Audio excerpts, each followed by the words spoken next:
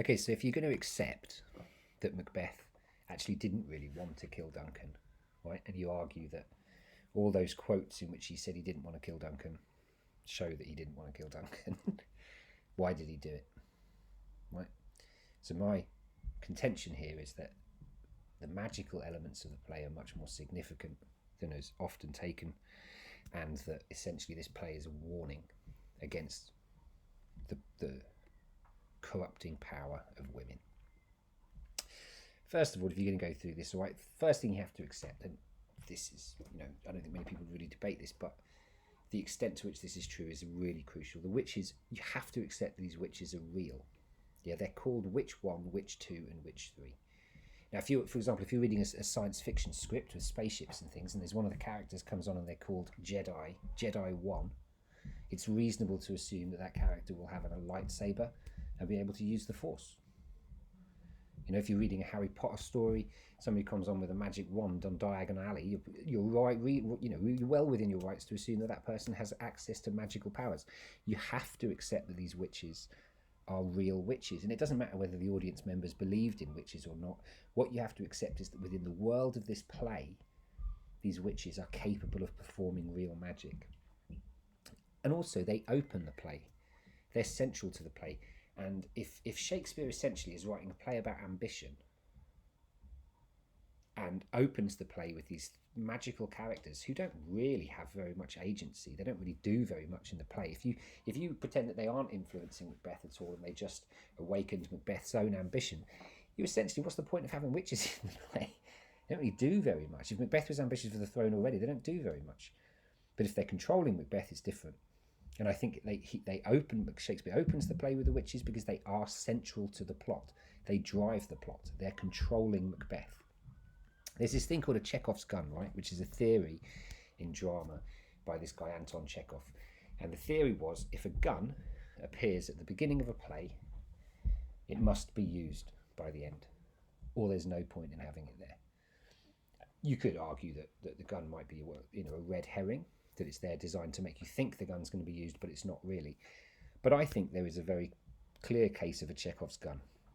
Now, a lot of students, I don't know if you have or you haven't, a lot of students don't read Act 1, Scene 3, where the witches are talking about what they'll do to a sailor's wife who refused to give them some chestnuts. One of the witches asks a sailor's wife to give them some chestnuts. The wife says no. The witch she's going to sail in a sieve, funnily enough, and she's going to go and see the sailor, and this is what she's going to do to him. She will drain him dry as hay, and sleep shall neither night nor day hang upon his penthouse lid. He shall live a man forbid. Weary, send nights 9 times 9, shall he dwindle, peak and pine, and though his bark cannot be lost, yet it shall be tempest-tossed. Now, I read that, and I just see exactly what they're about to do to Macbeth. Yeah, when we're talking about this idea of Chekhov's gun, what we've established in this little speech here is that witches are capable of stopping someone from being able to sleep. Now, if you've got a play in which at the beginning, one of the magic characters says, oh, I can stop someone from being able to sleep, and then later on in the play, that character loses the ability to sleep, it's just dramatic logic. It makes complete sense that it's actually the spell that's stopping Macbeth from being able to sleep. If he becomes drained, which he does, if he becomes dwindling, pining, if he lives as a man forbid, which he does, if he feels tempest-tossed but keeps hold of his bark, keeps shouting right the way to the end, but is tossed around in a tempest, is like his life becomes chaos. If a magic character at the beginning of the play says, oh, I can do this to somebody, and then all those exact things go on to happen to somebody, you're absolutely within your rights. It's almost a given to assume that this little speech here is just telling you what these witches are about to do to this other character. Now, sticking with the sleep thing, because I think this thing is so important. Sleep shall neither night nor day hang upon his penthouse lid. In fact, just after killing Duncan, Macbeth says, methought I heard a voice cry, sleep no more. Macbeth hath murdered sleep. Now, and after killing Duncan, Macbeth finds he can't sleep. That's true. Throughout the rest of the play, his wife complains that he's missing the season of all natures and all this stuff. But actually, And the argument, as I understand it, that's put forward by most people, is that Macbeth feels guilty for not being, it's the guilt that stops Macbeth from being able to sleep. But what's so interesting about this line that I don't understand why people don't pick up on, he says, "Methought I heard a voice cry, sleep no more. Macbeth hath murdered sleep." Shakespeare even puts it in inverted commas, in speech marks, because it's Macbeth reporting that he heard a voice casting a spell. Would make most sense. Macbeth's inability to sleep isn't down to guilt. It's at the moment, it's the result of one of the only magic spells that we know witches can do, which is to stop someone from being able to sleep. Macbeth's guilt is neither here nor there in relation to this play. This is a play about witches' magic. It's a play about magic. It's not, Macbeth's guilt is neither here nor there, really. In fact, the reason he can't sleep is because it's a magic spell, because the witches said we can do this magic spell, and then they do the magic spell. So at this point, what do we know about witches? We know they can stop someone from sleeping, we know they can travel to places far away, and we know they can influence people's feelings. All of which I'm saying they go on to do to Macbeth. At the heart of it all, though, is an understanding that these witches are magic witches. So often you see people teaching Macbeth and it's like they remove the magical element of the play, and it's such a mistake. You're kind of missing what's at the heart of this play. This is a play about magical characters. It's like trying to remove the Force from Star Wars. This is a play about magic. And the question here about what else are they capable of? Well, Macbeth's opening line in this play, if you're going to talk about questions over, where's the evidence that the witches were controlling Macbeth? His opening line in the play is, "So fair and foul a day I have not seen." The witches chant, "Fair is foul and foul is fair," in the opening scene. And Shakespeare sets up, this is a cue for the audience. It's almost him saying, we don't forget this line. Because when Macbeth comes on, he suddenly repeats the line. Yeah, he paraphrases it. Shakespeare's showing here, in just a very simple narrative form, that the witches are already controlling Macbeth's actions. So this question over, was Macbeth under the control of the witches? Well, we know, I'm absolutely confident they stopped him from being able to sleep. It looks to me like Macbeth is repeating things that they said. Shakespeare is pointing out that witches are controlling Macbeth's actions. Again, this line, which we've come back to 100 times really, why do I yield to that suggestion? Just after he's seen the witches, just after they've told him he's going to be king, he says, "Why do I yield to that suggestion? Whose horrid image doth unfix my hair and make my seated heart knock at my ribs?" Why do I yield to that suggestion? Can you give in? Can you yield? Yield means to give in. Can you give in to a suggestion that's your own? If he was always ambitious for the throne, I'm not sure that it would classify as a suggestion. If it was always inside him, I don't think it would give us a suggestion. What I think that line is saying is that Macbeth is observing himself giving into this mind control and asking why he's doing it. Why am I suddenly wanting to do this thing that I've never wanted to do before? Why am I giving in to a suggestion? And if we accept that the witches are real, and if we accept that Macbeth has never really shown any desire to be king before, isn't it more likely that it was their magic that changed Macbeth's character, rather than he secretly wanted to do something that he repeatedly says he doesn't want to do? The play makes so much more sense if you accept that in Act 1, Scene 3, the witches cast a spell over Macbeth and control his actions. The witches have got their claws into him, at which point enter Lady Macbeth. Now, Lady Macbeth is obviously a really fascinating character, and if you're going to argue that this play is all about the control, is a warning about the control that women have over men, it's almost a horror story of women controlling men, yeah? And if we look at this bit here, "Yet do I fear thy nature," all of this section here, Lady Macbeth is being so horrible about her husband. Yeah, this is her opening speech in the play. After she reads Macbeth's letter, her introduction to the audience is just to be rude about her husband in a way that I think a lot of audience members would have gone, "Dude, you're bang out of line here. Macbeth has just won a battle. He's just been promoted. He's a hero. And his wife here is being incredibly unsupportive, horrible about him, really." And then this idea of, is this play actually about the control that women exert over men?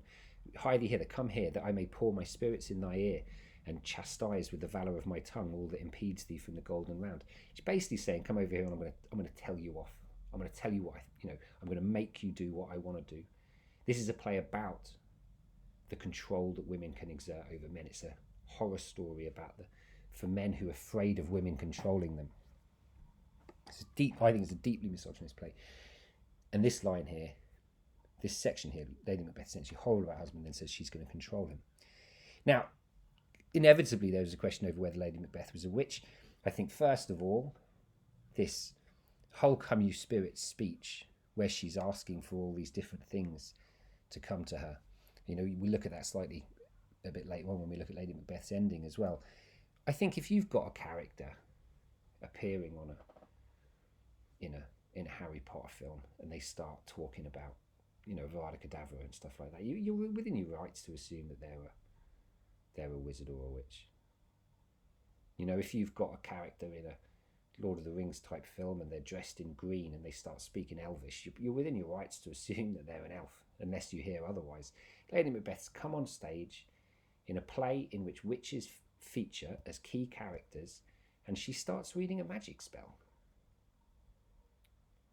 I think the suggestion that she isn't a witch is a bit weird, because you're going to have to wrap up this one for me. I've never really heard a reasonable explanation as to why somebody who isn't a witch is on stage reciting a magic spell. Now, I did say there's a couple of other ones here that you won't pick up on and elsewhere, and I've had a look for this one online. And it's quite an interesting one. It's not like a smoking gun, but the third witch says to Macbeth, "All hail Macbeth, thou shalt be king hereafter." That is the exact line she uses. "All hail Macbeth, thou shalt be king hereafter." When Macbeth writes the letter to his wife, he says, "They pronounced me king that shalt be." So he actually misquotes the witches by mistake. I don't know what the reason for it was, but he misquotes the witches. But his wife, when she greets him, says, "Greater than both by the all hail hereafter." So his wife quotes the witches correctly, even though Macbeth got the quote wrong. It's not firm evidence that she's a witch, but when put next to the fact that she casts a magic spell as soon as she gets on stage, I think saying that Lady Macbeth isn't in league with the witches, isn't a part of the witches, isn't a villain of the piece in the same way the witches are, is wrong.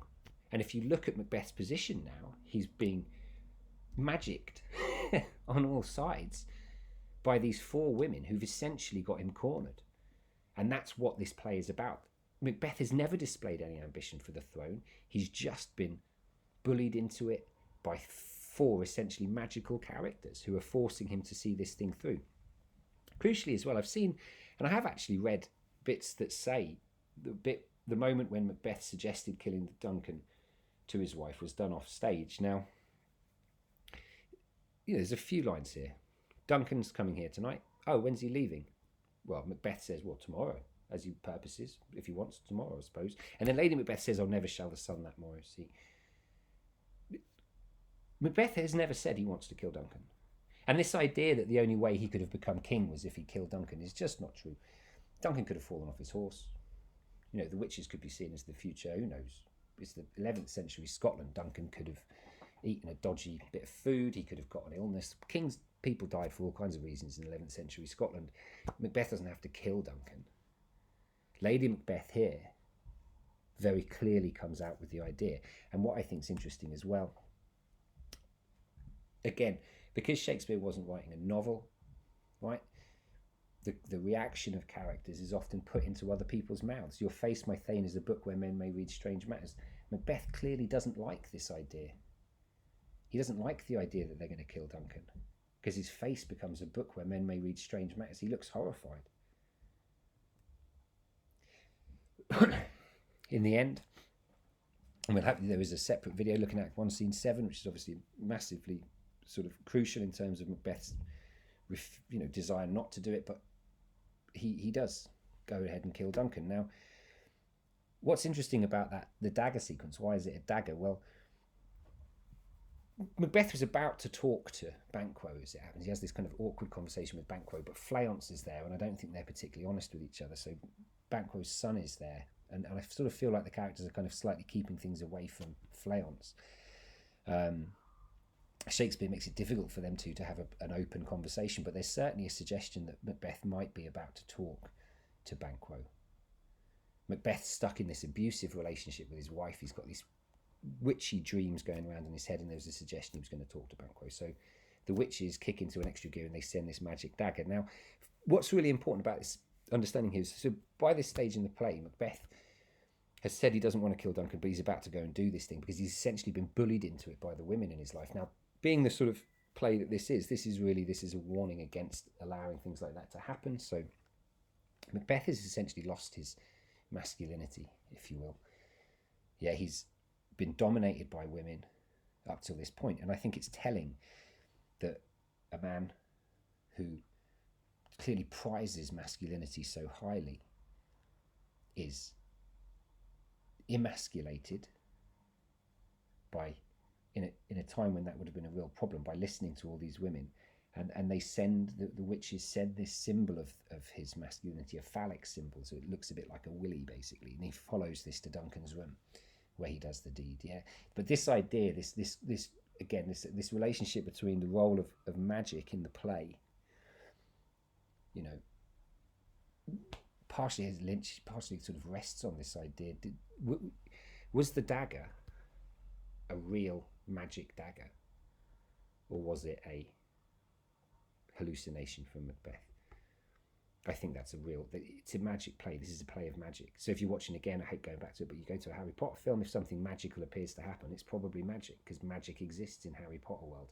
If I was watching EastEnders and something magic appeared, I'd assume it was hallucination, because EastEnders is based in, well, a version of reality. Certainly in this play, magical things exist and they're real. And so the magic dagger, I think, probably is a dagger. It's a symbol of his lost masculinity that he follows to the room. At the heart of this, as well as I've had this before with people, where does Macbeth have to take responsibility for his own actions? I think part of what my interpretation does is it sort of takes away any sense of Macbeth being responsible for his own actions. Now, that entirely rests on how much you believe that the magic influences the narrative of the play. Either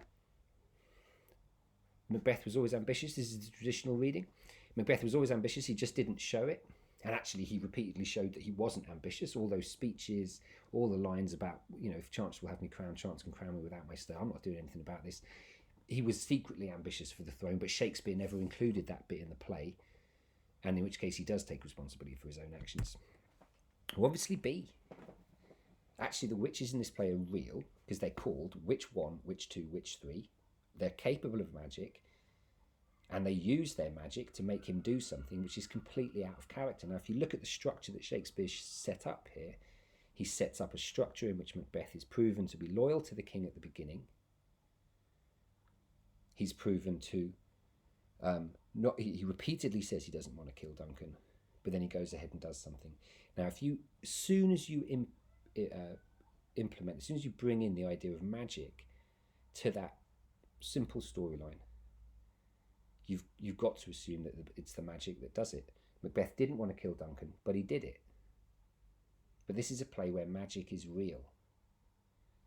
The most likely, the most obvious answer, the most obvious interpretation, surely the correct interpretation of this play, is that Macbeth wasn't ambitious like he'd always said he wasn't. He didn't want to be king, particularly. Duncan was there in double trust. The angels were going to rail against it. All those reasons why he said he didn't want to kill Duncan, and that the only reason he did it was because in this play, magic is real. This is not a play about Macbeth's ambition. This is a play about the influence of magic witches.